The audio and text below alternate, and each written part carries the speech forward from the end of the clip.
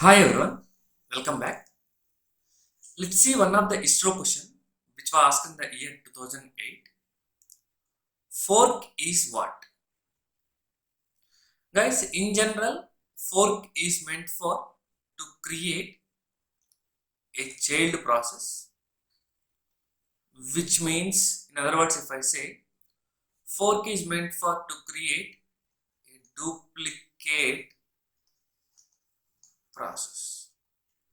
This is the simple definition of fork.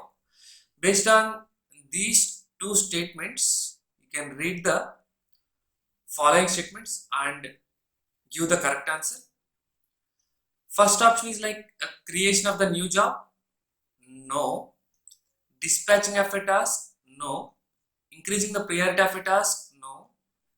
The creation of a new process. So answer will be creation of the new process. Simply fork is meant for to create a new process. New process means it can be called as a child process or it can be called as duplicate process.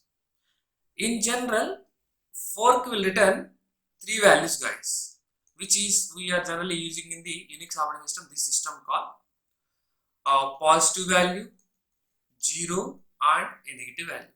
When it is going to return the negative value means if it is not able to create the new process, then it will return a negative value means. So for example, when memory is insufficient, at the time new process won't be created. At this stage, it is going to return a negative value. If the executing the fork statement is done by child process, it will return the value 0. If the parent process is executing, it is going to return the created process ID, which we can call it as positive value. That positive value is simply PID, right? So to know more about the fork system all clearly, you can go through the video of fork system call, guys, so that you can able to solve any kind of a competitive question once you've gone through this particular video.